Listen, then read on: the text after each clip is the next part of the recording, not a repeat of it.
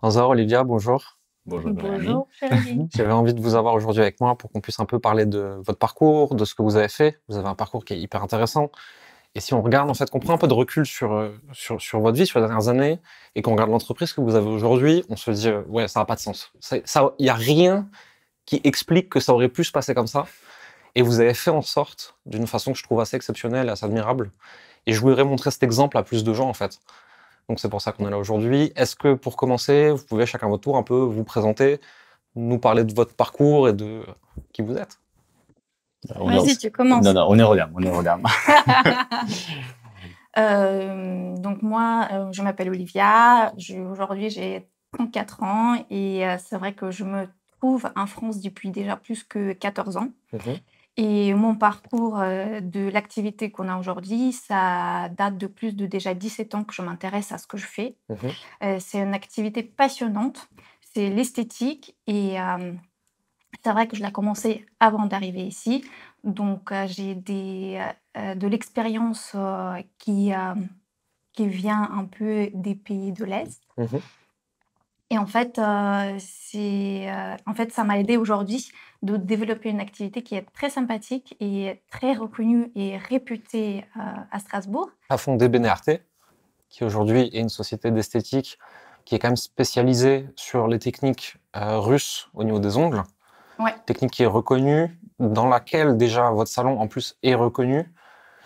Comment est-ce que tu en es arrivé là? Parce que tu es arrivé en France il y a quelques années déjà. Tu faisais pas ce métier au début. À côté de ça, tu as encore un autre métier que tu pratiques en Allemagne. Donc, tu as aujourd'hui une entreprise que tu co-gères à Canzor, plus ton métier en Allemagne. Comment est-ce que tu en es arrivé là? Oui, tout à fait. En fait, vu que je suis une personne assez, on va dire, artistique, je suis une personne qui adore tout ce que la beauté humaine, tout ce que l'art, que ce soit l'art dessiné, que ce soit l'art représenté par une belle femme. Et c'est vrai que ça m'a amené de créer cette beauté dans une technique esthétique, les ongles et par la suite d'autres choses comme maquillage, etc.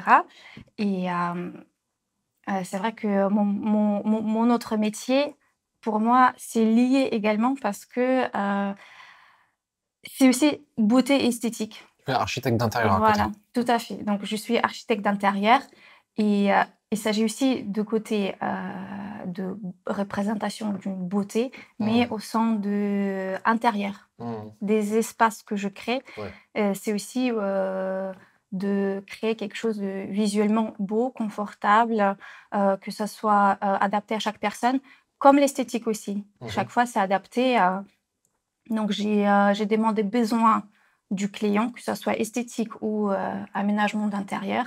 On fait un cahier de charges, de quoi est-ce que la personne elle a envie et c'est par la suite, c'est la création qui commence. Ouais.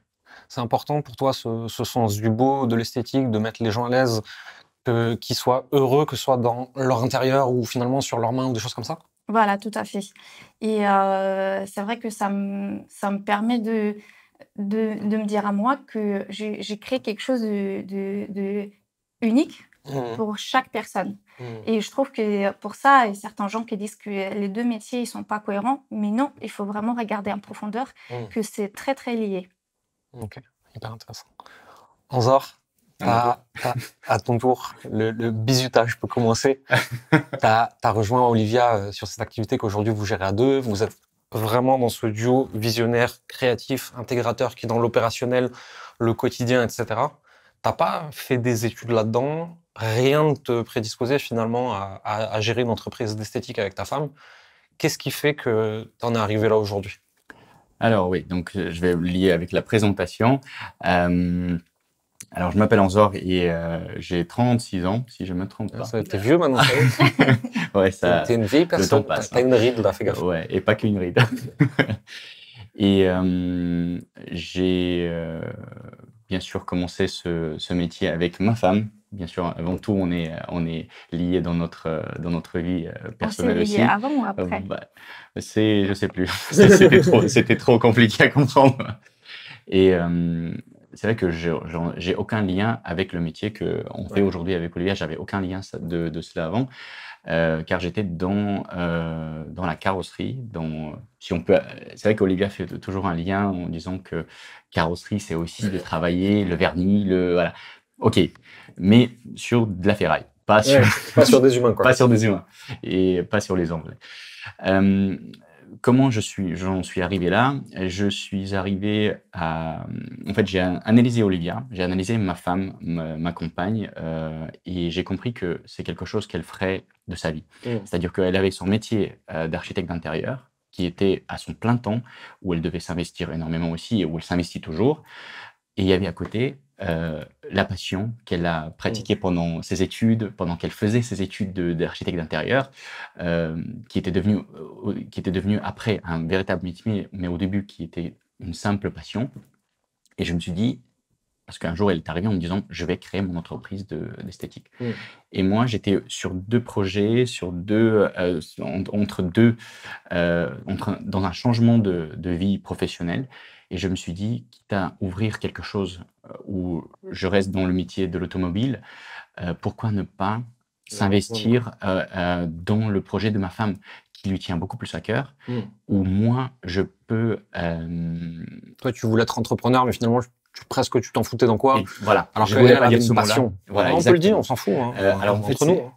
moi, je suis en fait une machine à faire fonctionner une entreprise.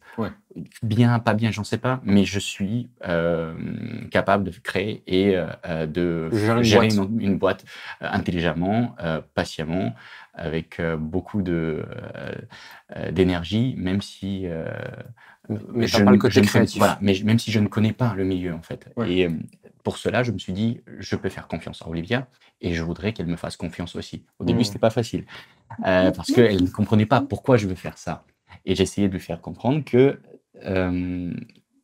quand c'était juste sa passion, où elle faisait toute seule avec une cliente face à face, c'est pas la même chose que quand tu dois embaucher des salariés, faire travailler les filles, gérer une boîte.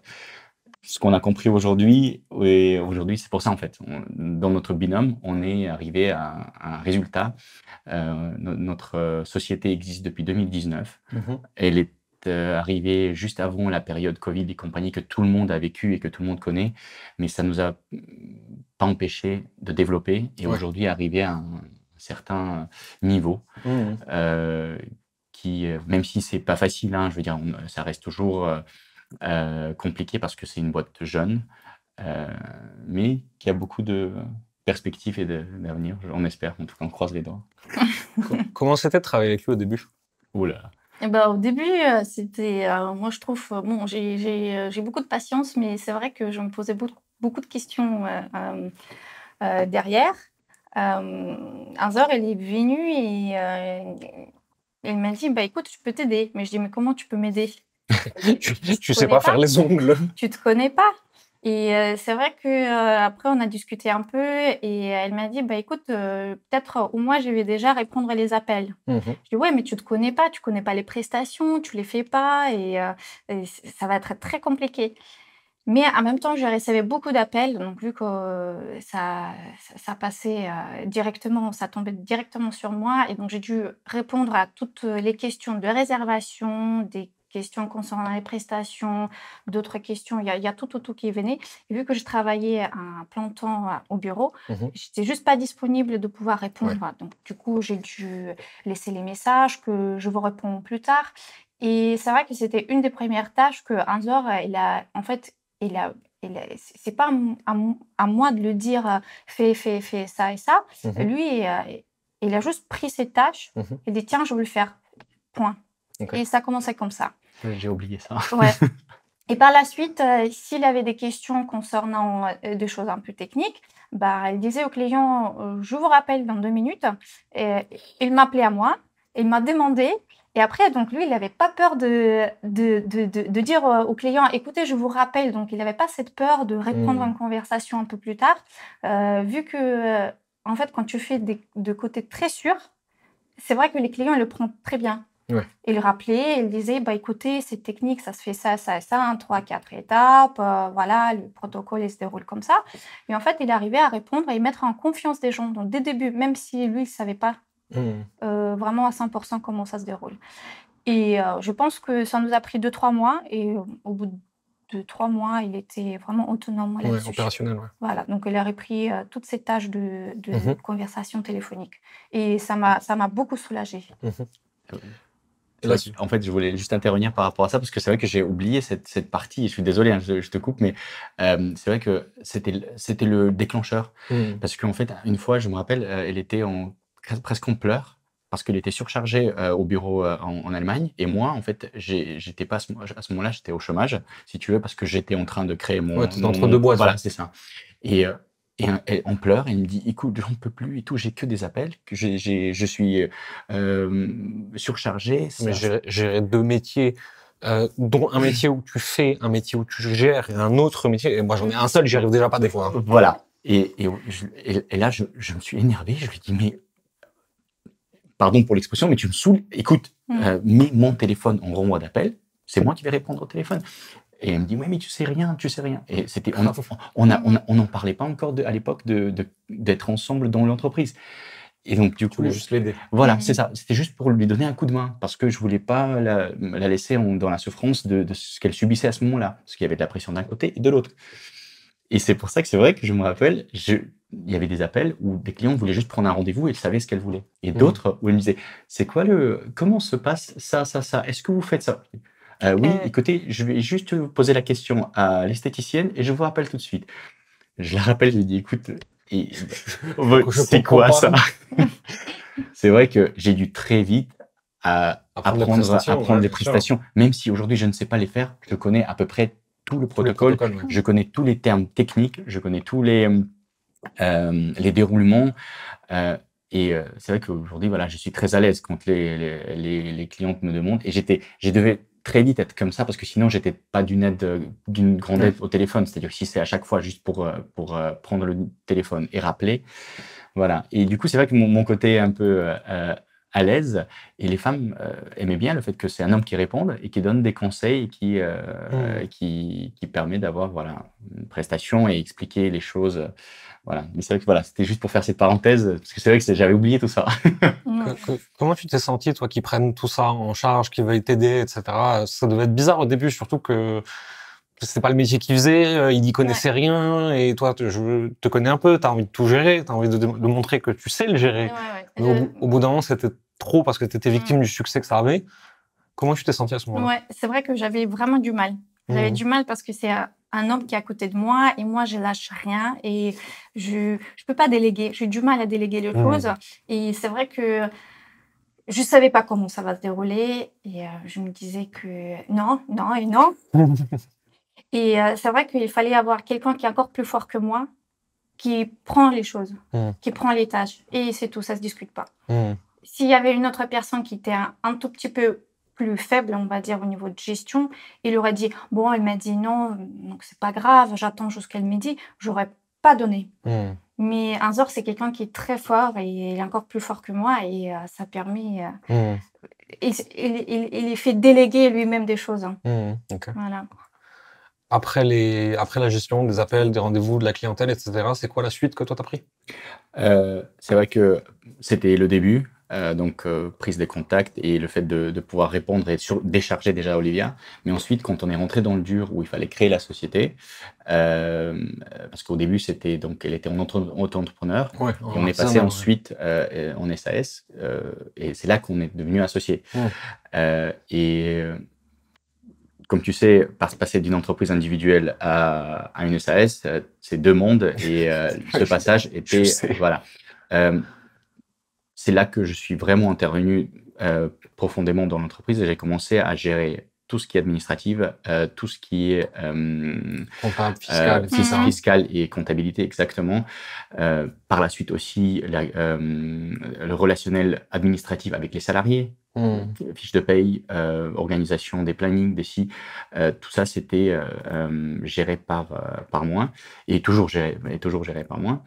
Mais c'est vrai que oui, aujourd'hui, on sépare les tâches de telle manière à ce que Olivia ne sait même pas ce que j'ai à faire et ce que je fais. C'est-à-dire qu'en fait, ça se passe derrière, la petite sauce, la petite mécanique voilà, pour qu'elle puisse, être concentrée au travail créatif. Exactement. Voilà. Donc, j'ai commencé à faire confiance. C'est tout. Donc aujourd'hui, je ne demande pas de bilan derrière.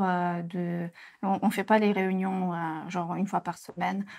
Soit on se parle juste voilà, vite fait des choses et le reste, il fait lui-même. C'est ça. C'est pas facile, ça. Hein.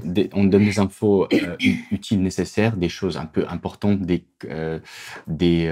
éléments importants administrativement, mais la routine, je m'en occupe moi-même. Tous des petits soucis avec administratif où il y a un document qui manque, où il faut envoyer, renvoyer, ça n'a pas marché.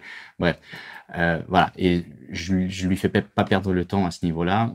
Ça permet à ce moment-là de continuer et de faire progresser notre voilà. Parce que c'est vrai que c'est un métier qui est en progression constante. Il y a des techniques, il y a les produits qui changent tout le temps.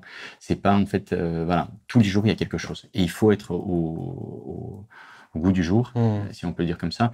Parce que si tu restes dans tes anciennes techniques, il y a des clients qui vont arriver, oui, mais attendez, moi j'ai vu ça sur Instagram. Tu dois savoir dire, écoutez, oui, nous on sait faire ça. Nous, on sait faire ça. Et c'est pour ça que le succès, il est aussi grâce au développement technique. Voilà. Si on reste avec la formation initiale qui date d'ici 15 ans, c'est vrai, on ne peut pas poursuivre au fur et à mesure des années.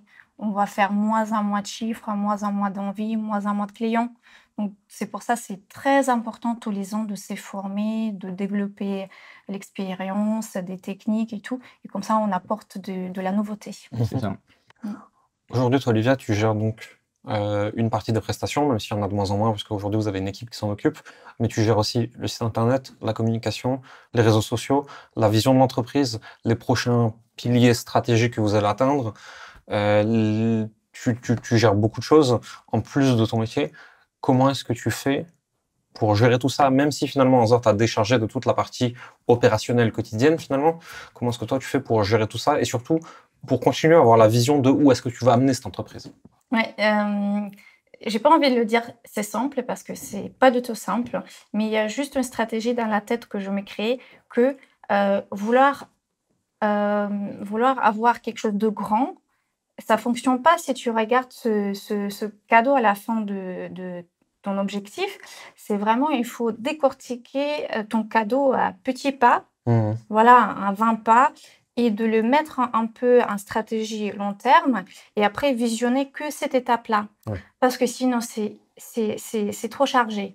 C'est démotivant de vouloir avoir un chiffre je sais pas, un grand chiffre et se dire, voilà, à 20 ans, j'ai envie d'être ça, ça et ça.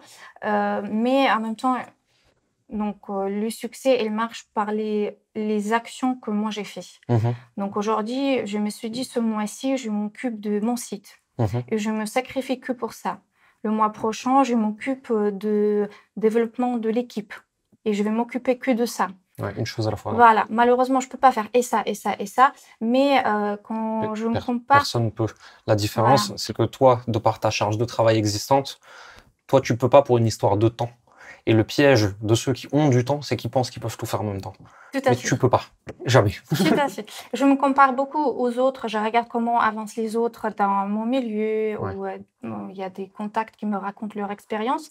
Et je comprends que, voilà, comme tu dis, en faisant ça lentement, j'avance quand même plus vite que d'autres qui se disent qu'ils ont beaucoup de temps, ils arrivent à faire beaucoup de choses, mais en fin de compte, ils avancent pas autant. Ouais, parce que du coup, en fait, cette multiplicité des choses que tu as à gérer fait que tu es obligé d'être ultra focus. Moi, ça me fait penser, on a certaines de nos clientes, tu vois, qui sont mamans, qui ont une cinquantaine d'années, qui sont en reconversion, qui ont plusieurs enfants, dont un en bas âge, plus la maison à gérer, etc. Et au final, ces personnes-là, en général, elles avancent plus vite que des mecs de 25 ans qui veulent faire 25 trucs en même temps.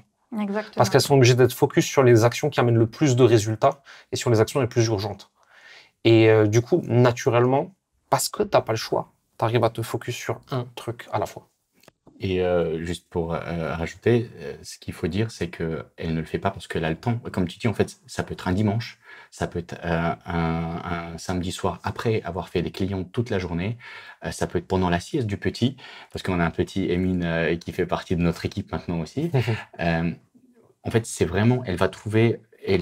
en fait, c'est pour ça que je suis assez admiratif aussi. C'est pour ça que j'ai voulu suivre dans son projet, parce que je vois que c'est quelqu'un qui a de la niaque. Et je te promets qu'elle peut à des moments où moi, je vais me dire, je suis fatigué, j'ai envie de me reposer. Il me fait, ah, là, j'ai le temps. Imaginons un dimanche après-midi, je vais mettre sur l'ordi pour travailler sur le site ou sur Instagram. Et ça, c'est quelque chose, on l'a ou on l'a pas. J'ai l'impression que c'est des choses... Juste les femmes sont plus costauds que nous. Oui, ça c'est vrai aussi peut-être. Et voilà, en fait, c'est vraiment dans... et comme tu l'as précisé, elle fait aussi les clientes. Elle n'a pas laissé tout ça parce qu'il faut quand même garder ce lien et ce savoir-faire. Parce qu'en fait, quand tu travailles les produits, quand tu veux dire aux filles que voilà, ce nouveau vernis, il est comme ça, comme ça, comme ça, tu es obligé toi-même de le faire. Et quelle est la meilleure solution de le faire? C'est faire avec les clients. Ouais. Donc, elle continue à faire les clientes. Être au noyau de côté technique, c'est important. Ouais. Donc, il faut que tu restes au contact. Voilà, il y a le minimum à faire et je suis obligée de le faire pour voir vraiment l'intérieur de l'équipe. Okay. Voilà. Comment est-ce que tu lui transmets la vision stratégique que toi, tu as pour l'entreprise, de où est-ce que tu veux l'amener, pour que lui, ensuite, derrière, il puisse savoir comment peut-être gérer l'opérationnel au quotidien? Qu'est-ce que vous avez comme communication vis-à-vis de ça entre toi qui est dans ta tête avec l'idée créative de dire « je veux aller là » et lui qui va dire « ok, donc attends, comment est-ce qu'il faut qu'on fasse ça là au quotidien ?» Comment est-ce que vous communiquez là-dessus? Tu l'as très bien mimé tout ça. C'est comme ça que ça se passe. Ouh là là. Vu qu'on a mentionné comme quoi on n'a pas le temps, donc on ne fait pas les visios, les réunions officielles, on ne se boucle pas le temps dans l'agenda. C'est très simple, vu qu'on habite ensemble. Donc, en fait, ça se passe au quotidien. Ça se passe le matin au petit-déj, ça se passe le soir au dîner, ça se passe au barbecue. Donc, en fait, c'est vrai que c'est bien que Azor, elle arrive à réceptionner peu importe du temps. Donc, même si je lui balance une petite phrase qu'il faut faire ça et ça et ça, il arrive quand même à l'apprendre et prendre en compte ça. Et c'est important d'être un peu en harmonie. Donc, lui, il note rien et bah oui, non, mais en fait, ça se passe tout seul. Tout est dedans. Ça se passe tout seul et je le remercie pour ça. Donc, il ne faut pas quelque chose de décortiqué comme si c'était un responsable extérieur avec lequel il faut vraiment décortiquer, réunion, voilà, et faire officiellement. Là, c'est vrai, ça se passe en non officiel. C'est souvent comme ça dans les binômes de créatifs visionnaires et de opérateurs, en fait, qui gèrent l'opérationnel, où le créatif, il peut avoir une idée à tout moment, il va te lancer une phrase comme ça. Le créatif, dans sa tête, c'est acté. Ça y est, c'est fait, on va là, on fait comme ça. Et la communication avec le centre opérationnel de l'entreprise, en général, elle est difficile. Et moi, je sais, parce que moi, j'ai un profil plutôt comme toi, et je crois que j'ai mis 2 ans avant de communiquer avec mes équipes correctement, surtout avec les gens qui m'aident à rendre l'entreprise possible. Parce qu'au début, j'avais une idée, je faisais mon truc sans le dire à personne. Je le lançais et ils l'apprenaient quand je le lançais, en gros. Et ça, pour les personnes qui gèrent l'opérationnel, c'est un cauchemar. On les fait chier, on peut le dire comme ça. On est très chiant pour eux parce qu'ils découvrent des trucs qui sortent de notre tête au moment où c'est déjà trop tard, nous on les a fait. Et il y a un vrai enjeu de communication là, en fait. J'ai un exemple là-dessus. C'est notre appareil de stérilisation, par exemple. C'était un sujet pas tabou, mais compliqué parce que moi, alors Olivier arrive avec cette idée juste avant la période Covid, en fait, où on avait créé, on est tout jeune, on a une petite boîte qui n'a pas encore fait beaucoup de chiffres, la société en soi-même. Et elle arrive et me dit, il nous faut l'appareil de stérilisation. Je lui ai dit, qu'est-ce que c'est? Elle me dit, c'est un appareil qui permet de stériliser les instruments, comme chez les dentistes ou chez les tatoueurs, et tu l'ouvres devant les clients. J'ai dit, est-ce que c'est une obligation en France? Non, parce qu'en France, il n'y a pas la technique de manicure russe, donc il n'y a pas obligé. J'ai dit, donc on n'a pas besoin. Elle me dit, si. J'ai dit, ok, ça va nous ramener plus d'argent. Ça va coûter. Déjà, je lui demande combien ça coûte. Elle me dit, ça coûte de 7 à 10 000 euros. J'ai dit, non. Non. Et j'ai dit, ok, d'accord, continuons notre négociation. Qu'est-ce que ça nous ramène en argent? Donc, aujourd'hui, tu vends une prestation de temps et temps. À combien on va la vendre après avoir acheté cet appareil? Au même prix. Pareil. Je dis, ok, essaye de me convaincre. Donc, elle avait du mal à me donner des arguments pour que je les comprenne, mais ça a duré un bon mois. Parce que l'argumentaire, toi, avec ton profil, tu as besoin de le faire rentrer dans un tableau Excel de chiffres. C'est ça. Elle voit le côté créatif, elle voit la réputation, elle voit le bouche à oreille, elle voit des choses qui sont intangibles et qui rentrent pas dans un tableau. Voilà. Donc, elle a réussi à me l'intégrer dans ma tête petit à petit. Ça a pris, je crois, 2-3 semaines où on était en très mauvais termes. J'étais pas bien. Mais ce qui s'est passé, on a quand même pu analyser la chose, trouver un appareil un peu moins cher, mais toujours aux normes européennes. C'est ça qui était important parce que si c'était pour acheter un appareil en Chine, Ouais, non. 3-4 fois moins cher, c'était pas le but. Mais on a trouvé une entreprise aux Pays-Bas qui faisait les appareils produits sur place. Donc, je suis allé le chercher, m'imprégner de la prestation, On on a l'a embarqué. économisé sur livraison. Livraison, bref, c'était des petites économies, mais en même temps, je voulais le voir. Je voulais voir et savoir sur place comment il marche. Donc, je suis allé moi le récupérer et aujourd'hui, c'est notre pub. Ouais. Aujourd'hui, c'est notre façon d'expliquer aux gens quand il y a des personnes qui disent oui, on fait de la manicure russe, mais c'est quoi? On vous coupe la cuticule. Ah, mais vous utilisez les ciseaux pour couper? Ah ben non, écoutez, moi j'ai peur, j'ai pas envie d'avoir des bactéries, des cysts. J'ai dit non, madame, vous inquiétez pas. On est l'un des seuls instituts dans la région à avoir l'appareil de stérilisation qui permet d'avoir les instruments ouverts devant vous, qui sont complètement stérilisés et propres. Et là, ça les rassure. Ça donne une image aussi de propreté, ça donne une image de classe, plus que les autres. Ouais. Et pas parce qu'on est obligé. Parce qu'il y a d'autres Parce que pays vous où avez c'est une fait le obligation. choix- Vous avez fait le choix d'upgrade le niveau de prestation sans forcément monter les prix de façon directe, parce que vous estimez que vous voulez pour BNRT une certaine qualité de prestation en fait, Parce et que- pour rassurer le client en fait. Mis à part le coût initial de l'appareil, c'est aussi un coût quotidien où il faut préparer les kits, les mettre dans l'appareil. C'est du temps et de l'énergie et voilà, c'est tout un protocole à respecter que d'ailleurs je fais en ce moment aussi pour que les filles puissent ne pas trop s'attarder là-dessus. Mais c'est aussi une des étapes que je fais le matin, c'est carrément mon quotidien matinal avec le café. C'est-à-dire que j'arrive avant les autres et je commence à faire ma petite un processus de 1 heure de stérilisation quotidiennement. Parce que c'est quelque chose qu'on a intégré maintenant et que les clients apprécient énormément. Voilà. Et donc du coup, ça c'était un des moments que Olivia essayait de m'apporter, mais qui était compliqué, mais on a réussi. Voilà. Ouais, parce que la manicure russe qu'on apporte de l'Est, il ne s'agit pas forcément que de la cuticule. C'est une des étapes, c'est nettoyer la cuticule pour que la manicure elle sorte vraiment propre. Mais il y a aussi une autre étape, c'est la stérilisation. Il y a beaucoup d'instituts qui ne savent pas parce qu'ils voient juste le plus essentiel, c'est la cuticule, et ils font que ça. Mais en fait, il faut être un peu plus informé et on essaye de éduquer notre clientèle qu'il s'agit aussi de la stérilisation. C'est aussi une deuxième étape, Nécessaire. Nécessaire, voilà. Stérilisation, coupe de la cuticule et l'application de vernis. C'est les 3 bases qui consistent de dire là, on fait la manicure russe. Et malheureusement, il y a d'autres prestataires qui proposent ça, mais ils font qu'une seule partie.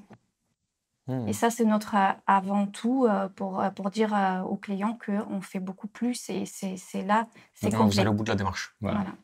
Vous avez acheté les murs de votre salon récemment.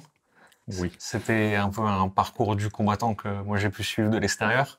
Est-ce que vous voulez nous en parler un peu? Ouais. Ouais, tu veux en parler un peu? Ouais, c'était une sacrée aventure, car ça a aussi démarré au moment où on avait lancé la boîte. On s'est dit, on voudrait avoir d'autres locaux parce qu'on était au début dans un petit local de 40 mètres carrés, au 2e étage, caché au plein centre de Strasbourg. Donc, c'était pas facile pour les clients, mais ils venaient pour une prestation précise. Donc, ils nous cherchaient, ils étaient prêts à venir. Mais c'était très étroit. Et on a consacré énormément de temps et d'énergie à ne pas déménager, ne pas trouver une location ailleurs, à se consacrer et avoir un local à nous qu'on pourrait acheter. Ouais. Voilà, on voulait vraiment devenir propriétaire des locaux dans lesquels on travaille. Et on voyait de plus en plus que c'était très compliqué. Et c'est aussi tombé dans la période de Covid où tout était difficile pour tout le monde, on était à un moment donné, on était tellement désespérés, on se disait bah tant pis, on n'arrive plus à être dans ce petit local. On avait déjà 2 employés qui étaient arrivés, c'était très compliqué. Et on s'est dit bah si là ça marche pas, si là en 2021, fin 2021, ça ne marche pas, si on n'arrive pas à trouver, bah, tant pis. On a déjà essayé une dizaine de banques, on a déjà essayé, on a loupé plusieurs locales parce que les banques n'étaient pas assez réactifs. Et on a dit, si ça marche pas, bah tant pis, on prend une location et on s'installe et on continue dans un autre local. Voilà. Et on est arrivé à un stade où on a trouvé un local qui n'était pas du tout dans notre capacité. On cherchait quelque chose entre 70, 90 maximum de mètres carrés. Et on arrive sur un local qui fait 140 mètres carrés qu'on nous fait visiter. 140 mètres carrés, c'est double de ce qu'on cherchait. Et on se dit... C'était pas du tout notre budget, pas notre superficie. C'était vraiment quelque chose qu'on s'est dit, c'est un rêve qui n'est pas à nous. Voilà.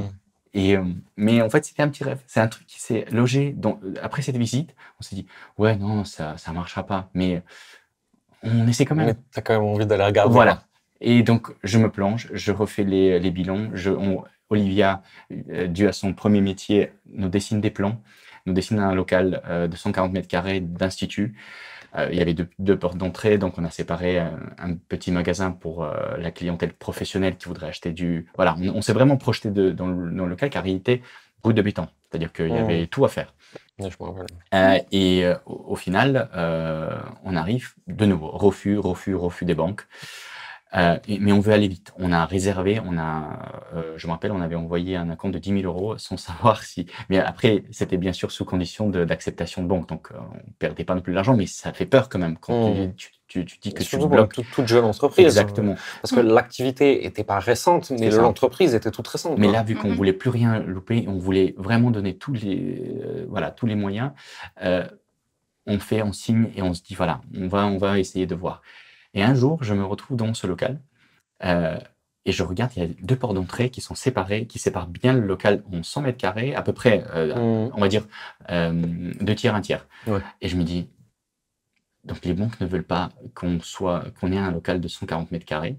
Je viens la voir, j'ai dit, Olivia, et si on le séparait et on fait un local à côté, c'est-à-dire qu'on fait un local à louer qui nous rapportera donc un loyer supplémentaire, et nous, on réduit notre local à 100 mètres carrés. Ce qu'on voulait initialement, et peut-être qu'il faudra réduire les postes. Et donc, j'ai mis cette petite graine dans sa tête, elle a dit, ouais, il faut voir. Et là, je l'ai vue pendant plusieurs jours sur l'ordi, et elle a créé un local, en fait, elle n'a pas du tout enlevé le nombre de postes, elle a juste réduit l'espace de promenade. Et elle a tout compacté de façon à ce qu'on ait autant de postes de travail, et on a créé un local de 40 mètres carrés. On est venu avec ça chez le banquier, et elle a dit, ah bah là, il y a un revenu supplémentaire avec une location de 40 mètres carrés qui est plus facile à louer. C'est pas un local de 200 mètres carrés où c'est compliqué à trouver un client. Là, c'est 40 mètres carrés, c'est faisable. Et c'est là que ça a tilté et que ça a fait bim. Et on est parti sur ce projet. Enfin, une banque qui vous a suivi. Voilà. Une banque qui nous a suivis avec des apports personnels et autres. Mais ce qui a fait que, avec un budget d'ailleurs, je vais préciser un petit coup, un budget de travaux, que en réalité, qui était de temps et temps, qu'Olivia a réduit de moitié pour présenter la banque. Et cette moitié, on l'a comblée. C'est-à-dire que par nos propres investissements, notre façon de faire, le fait de se débrouiller, de trouver le moins cher et de trouver des techniques, voilà, c'était tout ça. Et, il n'y avait pas d'honoraire d'architecte d'intérieur. Par exemple. Elle n'était pas payée à la fin. Des petites astuces qu'elle avait et que moi j'avais en tant que débrouillard et bricoleur, qui nous ont permis d'avoir au final des réductions à ce niveau-là. C'est une leçon d'entrepreneuriat que vous donnez à tout le monde ici, une leçon de motivation, de détermination. Aujourd'hui, on est en 2023 quand on enregistre ça.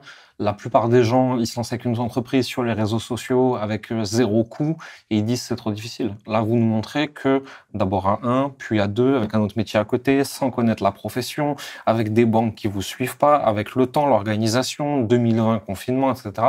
Vous avez quand même réussi, d'épreuve en épreuve, à faire quelque chose que beaucoup de gens pensent impossible et que vous êtes encore en train de développer. Pour moi, c'est une leçon d'entrepreneuriat et je pense qu'il y a beaucoup de gens qui ont besoin de l'entendre. C'est pour ça que c'est bien que vous la partagez aujourd'hui. C'est avec grand plaisir. Il y a aussi un astuce qui me guide un peu d'aller en avance. C'est en fait, je pense que les banquiers le font très souvent. Ils te demandent c'est quoi la pire chose qui peut vous arriver. Et moi, je l'appelle le pire scénario. Et très souvent, avec Anzar, on s'est dit c'est quoi le pire scénario qui peut nous arriver? On peut perdre ça. Est-ce que ça nous fait peur? Non. On s'est dit non, ça ne me fait pas peur. Et comme ça, on se projette dans 3-4 situations différentes, les plus pires. Et en fait, être face aux peurs, tu dis, mais En fin de compte, c'est pas grave. Mhm. Et en fait, ça me permet d'aller vraiment à banque et avancer plus vite, plus sûr, même en se disant, OK, si ça nous arrive, on n'a pas peur, on va relancer, On a on va essayé. refaire, on va faire un autre dossier, on va faire une autre banque. Voilà, on peut y aller. Et c'est vrai que ça aide au quotidien beaucoup, beaucoup pour faire beaucoup plus de choses que les autres. Mhm. C'est une technique de coaching et de PNL, de programmation neurolinguistique, de se dire Mm. worst case scénario, au pire quoi. Et en fait, non seulement tu te dis, bon, le pire n'est pas mortel. Mhm.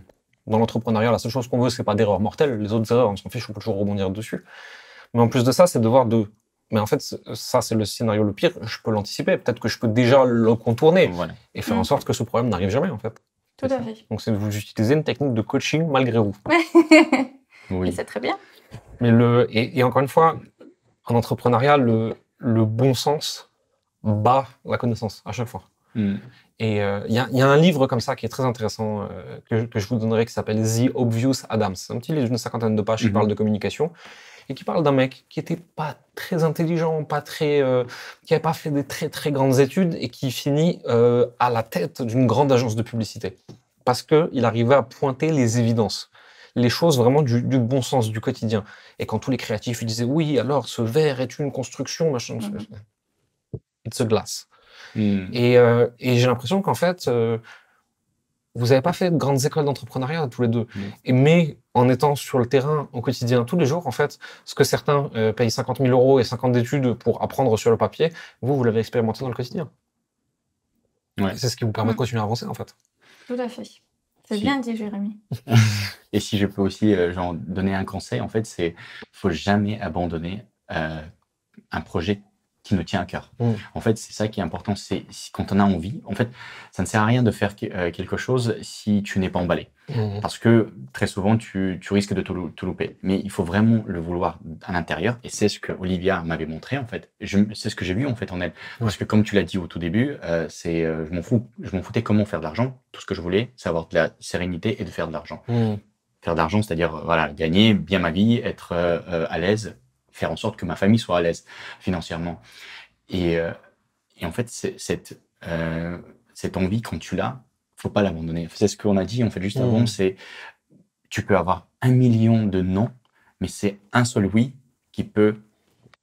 Et ce oui, il faut le chercher. Des fois, il faut le chercher. Et c'est pas toujours facile. Et il ne faut pas croire que les autres ont atteint ce niveau facilement. Non, tout le monde passe par ça. Et c'est pour ça qu'aujourd'hui, peut-être que les gens. Instagram. Voilà. Ouais. J'ai envie de dire en fait. Les gens, ils voient ce qu'on a aujourd'hui, ils voient le local, ils voient un locataire qui est à côté, ils voient qu'il y a de la clientèle, que tout marche pour nous, que c'est génial et qu'on est souriant et qu'on donne envie, mais ils savent pas par quoi on est passé derrière. Mm. Donc, faut jamais oublier que tout le monde passe par des étapes difficiles. Toutes les Il y a entreprises. pas Des d'exception. millionnaires, des milliardaires, tout le monde. Mais on ne les voit pas. On les voit pas. Et tout le monde se bat. Voilà. Il faut être bagarreur dans la vie, il faut savoir se battre. Voilà. Je suis d'accord, mais c'est la faute à Instagram aussi qui Voilà. nous montre que les réussites. Ils nous montrent les Lamborghini et les villas. Ils nous montrent pas les heures qui sont passées, les nuits blanches, les larmes, etc. Et c'est pas obligé d'être systématiquement difficile. Mais quand tu vas entreprendre, il y aura des difficultés. C'est Et après, ça. tu peux choisir de les aborder avec le sourire et de dire, dans la vie, j'ai choisi mes problèmes. Il y a un auteur qui s'appelle Mark Manson, qui est très connu dans le monde du développement personnel, qui a écrit un livre qui s'appelle L'art subtil de s'en foutre. Et dedans, il parle d'un truc, il dit, dans la vie, tu peux pas éviter les problèmes. Dans la vie, tu peux pas éviter de manger de la merde. Il le dit comme ça. Il dit, le but de la vie, c'est pas d'éviter la merde, c'est de choisir quel parfum de tartine de caca tu veux manger. C'est un poète. Ouais. Et effectivement, tous les métiers, tous les chemins, salariat, entrepreneuriat, indépendant, peu importe, il y a toujours des difficultés. Ouais. Choisis tes problèmes et tu seras plus heureux. C'est ça. Voilà. Tout à fait sûr. C'est quoi la suite pour Benarte maintenant? Ouais, tu le sais. Tu Oui, es en train de le préparer. Oui. Donc en fait, on a des grandes démarches aujourd'hui pour une nouvelle étape que nous, on va lancer à partir de septembre. Cette année, je me suis occupée de dossier de devenir un enseignant dans le thème des ongles, dans la prothésie ongulaire. Et à partir de septembre, on proposera les cours et des formations qui vont durer de 1 jusqu'à 5 jours dans la prothésie ongulaire. Que ça soit une manicure russe, que ça soit une pose de semi-permanent ou extension des ongles. J'aimerais bien guider les professionnels ou les gens qui veulent changer leur métier, de les guider jusqu'à A à Z pour qu'ils trouvent le bonheur dans ce métier s'ils ont vraiment envie de le faire. Et ouais, je voulais dire, j'avais cette idée quelques jours pour la pédicure. C'est vrai que la problématique de la ville, j'aimerais bien qu'il y ait plus de professionnels de bonne qualité. Comme je disais, j'ai vraiment pas peur d'avoir les collègues de mon niveau. Je serais juste ravie d'avoir plus de collègues du niveau comme moi qui vont arriver à vraiment une qualité irréprochable. Et, que ce soit notre concurrence ou autre. Voilà, pour nous, c'est voilà. C'est avant tout, voilà, il y a assez de clients et j'aimerais bien que Strasbourg elle devienne quelque chose de vraiment avancé dans le côté de beauté. Et c'est à moi de le faire.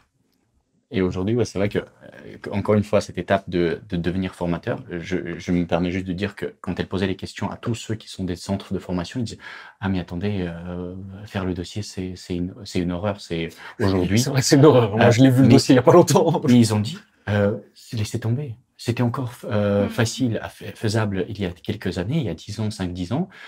Aujourd'hui, c'est nul. Non. Et Olia, voilà. C'est cette niaque. Non, je vais le faire. Et aujourd'hui, on en est là. Et surtout aussi pour transmettre et aussi peut-être dénicher des bons profils pour nous, pour notre entreprise aussi, pour recruter. Parce que c'est vrai que c'est pas parce qu'on est sorti avec un diplôme esthéticienne qu'on est esthéticien, que nous on recherche en tout cas. Voilà. Le niveau que vous recherchez. Voilà. Et ça permet aussi de voir, de repérer des bons éléments.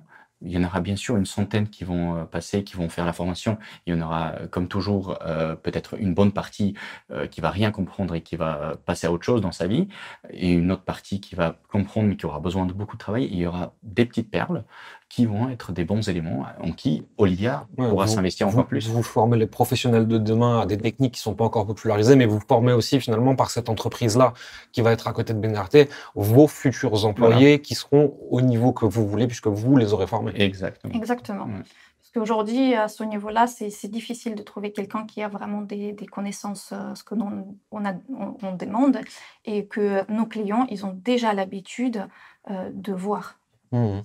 Et c'est encore un métier un petit peu pas mal vu, mais pas assez développé. Un peu dénigré aussi. Le côté la petite qui fait de la pédicure, voilà, c'est dénigrant, donc c'est pour ça que, mais il y a derrière quelque chose d'autre, c'est que en fait on donne beaucoup de bonheur aux gens, parce que s'ils viennent chez nous, c'est pas pour rien. Ça, j'avais aussi du mal à comprendre à un moment donné. En fait, c'est le côté féminin où il y a besoin de venir pour faire ça. C'est voilà quelque chose que nous les hommes on a du mal à comprendre, mais il y a un truc incroyable, et c'est aussi derrière, j'ai remarqué, parce que quand je suis souvent là, le fait de venir et parler, c'est la communication, discuter. Et quand je vois une cliente qui arrive, qui s'installe chez son esthéticienne habituelle, alors raconte-moi, du coup, voilà. Et du coup, ça parle et ça se décharge. Du lien social, C'est ça se décharge, ça raconte ses problèmes, ça raconte ses blagues, son quotidien. Et ça permet aussi d'avoir ce côté qui est intéressant. Ouais, c'est comme être un acteur. On n'a pas que esthéticienne sur place. Donc, il faut que la personne elle soit vraiment ouverte. Parce que psychologue. Voilà, côté psychologue, et en même temps, on a un beau résultat. Voilà. Vous avez eu un chemin qui n'a pas toujours été facile. Si vous recommenciez à zéro, vous changeriez quelque chose? Alors, c'est une question piège, j'ai envie de dire, parce que tu as envie tout de suite de prendre tous les problèmes et dire que je ne ferai pas ça. Mais c'est difficile parce que tu ne peux pas les prévoir. Non, moi, je pense qu'on a plutôt bien fait les choses. Et moi, j'ai... Non, parfois, j'ai ma mère qui m'a dit oui, ou non, c'est plutôt moi qui dis à ma mère oui, 2 métiers, c'est difficile et tout.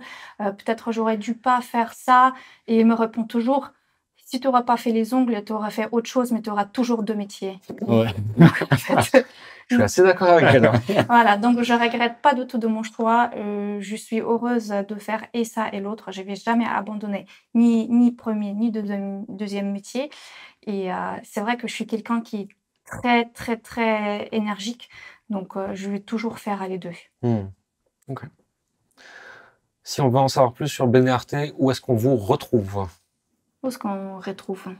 Dis-toi. Alors, sur Instagram, bien sûr.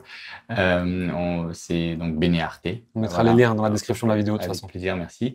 Et on est un petit peu sur TikTok aussi, même si Olivier a un petit peu délaissé les choses, mais ça, voilà. Moi, je comprends. Moi, j'aime pas TikTok. Oui, après, voilà, il faut être un petit peu partout. Bien sûr, sur notre site, donc www.benearte.com. Et à Strasbourg, à l'adresse 24 avenue de Vitry-le-François. En face de Réna. Voilà, en face de Réna. Écoutez, si vous êtes en Alsace, vous savez où les trouver. N'hésitez pas à y aller. Merci. Merci beaucoup pour votre temps, pour ce que vous avez partagé. Et à très vite. Merci à toi, Jérémy. Merci, Jérémy. Merci.